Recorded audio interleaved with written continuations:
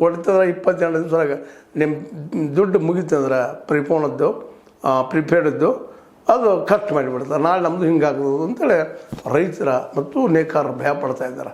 ಯಾಕಂದ್ರೆ ಇವತ್ತು ಈ ಒಂದು ಸರ್ಕಾರದ ಖಾಸಗೀಕರಣ ಮಾಡುವಂಥ ನಿರ್ಧಾರದಿಂದಾಗಿ ನಮಗೆಲ್ಲ ಹೊಡೆದು ಬೀಳುತ್ತದೆ ಅನ್ನೋದು ಭಯ ಆಗಿದೆ. ಹೀಗಾಗಿ ಇದನ್ನು ಯಾವ ರೀತಿ ಎದುರಿಸ್ಬೋದು ಅನ್ನುವಂಥ ಸಹಿತ ಇವತ್ತು DKC ಅವ್ರ ಮುಂದೆ ಬಂದದ. ವಿದ್ಯುತ್ತನ್ನು ಖಾಸಗೀಕರಣ ಮಾಡಬೇಕು, ಹೊಸ ಲೀಡರ್ ಬಂದಿದ್ದಾರೆ, ಹೊಸ ಯುಗದವರು ಓಪನ್ ಮಾರ್ಕೆಟಲ್ಲಿ ಹೆಲ್ಪ್ ಆಗ್ಬೋದು, ಇದೇನು ವ್ಯಾಪಾರಿಗಳು ಅವರೆಲ್ಲ ವಿಚಾರ ಮಾಡ್ತಾ ಇದ್ದಾರೆ. ಆದರೆ ಅದು ಅಂದ್ಕೊಂಡ್ರೆ ಸುಲಭವಿಲ್ಲ. ರೈತರು ಮತ್ತು ಅದೇ ಕಾಲಕ್ಕೆ ನೇಕಾರರು ಸಹಿತ ವಿರೋಧ ಮಾಡೋದ್ರಿಂದಾಗಿ ಇಡೀ ನಾಡಿನ ತುಂಬ DKC ಅವ್ರ ವಿರುದ್ಧವಾಗಿ ಹೋರಾಟ ನಡೆದದ. ಇವೆರಡೂ ಆಗಬಾರ್ದಪ್ಪ ಅಂತ, ಖಾಸಗೀಕರಣ ಆಗಬಾರ್ದು, ಜೊತೆಗೆ ಬಿಡದಿಯಲ್ಲೇ ಟೌನ್ಶಿಪ್ಪು ಆಗಬಾರ್ದು. ಆ ದಿಶೆಯಲ್ಲೇ ಸಹಜವಾಗಿ ಒತ್ತಡ ಹೆಚ್ಚದಂಗೆ DKC ಅವರು ಮಾಸ್ ಕಡಿಮೆ ಮಾಡ್ತಾ ಇದ್ದಾರೆ.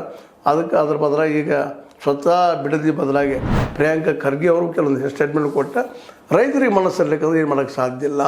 ಅಂದ್ರೆ ಇದು ಹೆಚ್ಚು 2-3 ನಂಬರ್ ಇದ್ದಾರೆ ಈಗ ಖರ್ಗೆ ಅವರು, ನಮ್ಮ DKC ಅವರು ಅಂತಂದ್ರೆ ಅವ್ರಿಗೆ ಹೇಗೆ ಕೊಡ್ತಾ ಇದ್ದಾರೆ. ಅದೇ ಕಾಲಕ್ಕೆ KJ ಜಾರ್ಜ್ ಅವರು ಸಹಿತ ನಾವು ಖಾಸಗೀಕರಣ ಮಾಡೋದಿಲ್ಲ, ಅದು ಪ್ರಶ್ನೆ ಇಲ್ಲ ಅನ್ನೋದು ಮಾತನ್ನ ತರಿಸ್ತಾ ಇದ್ದಾರೆ.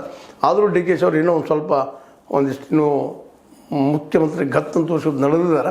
ಆದರೆ ಅಷ್ಟು ಸುಲಭವಲ್ಲ ಎಲ್ಲರನ್ನೂ ಒಪ್ಪಿಸುವಂಥದ್ದು. ಯಾಕಂದ್ರೆ ಈ ಮುಖ್ಯ ಚಿಂತೆ ಏನೈತಪ್ಪ, ಮುಖ್ಯಮಂತ್ರಿಗಿಂತ ಇಂಪಾರ್ಟೆಂಟ 2022ರಲ್ಲಿ ಅಧಿಕಾರ ಗದ್ದುಗೆ ಮರಳಿ ಹಿಡಿಯೋದು. ಇಂಥ ಪ್ರಸಂಗದಲ್ಲೇ ರೈತರನ್ನು, ಜೊತೆಗೆ ಕಾರ್ಮಿಕರನ್ನು, ಜೊತೆಗೆ ನೇಕಾರರನ್ನು ಎಲ್ಲರೂ ವಿರೋಧ ಹಾಕೊಂಡ್ರೆ ನಾಳೆ 2022 ನಕ್ಕಿ ಪೆಟ್ಟು ತಿನ್ನೋದು ಗ್ಯಾರಂಟಿನ ಅನ್ನೋದು ಫಿಕ್ಸ್ ಆಗಲಿಕ್ಕತ್ತದ. ಯಾಕಂದ್ರೆ ಈಗ ನಿಮಗೆ ಹೇಳಿದ್ದೀನಿ, R ಅಶೋಕ್ ಅವ್ರು ಹೇಳಿದ್ದಾರೆ ಹಿಂದೆ ಅಂತೇಳಿ, ಮುಳ್ಳಿನ ತೆಗೆಸುವಾಗ ನಾವು ಸಹಿತ ಏನಪ್ಪ ಅಂತಂದ್ರೆ ಮುಳ್ಳು ತೆಗೆಸಲು ನಾವು ಗ್ಯಾರಂಟಿಗಳನ್ನು ಘೋಷಣೆ ಮಾಡ್ತೀವಿ ಅಂತ ಹೇಳ್ಕೊಳ್ತಾ ಇದ್ದಾರೆ. ಅಂದ್ರೆ ನಾಳೆದು ಆಗ್ತದೋ ಇಲ್ಲೋ ಮಾಡ್ತಾರೋ ಮಾತು ಬೇರೆ. ಯಾಕಂದರೆ ಇವತ್ತು ದೆಹಲಿಯಲ್ಲೆಲ್ಲ ಆಶ್ವಾಸನೆ ಕೊಟ್ಟರು, ಎಸ್ಟಿಮೇಟ್ ಕೊಟ್ಟರು, ಏನು ಮಾಡಿದ್ರು ಅನ್ನೋದು ಬೇರೆ ಮಾತು. ಯಾಕಂದ್ರೆ ಅಲ್ಲಿಯ ಮುಖ್ಯಮಂತ್ರಿ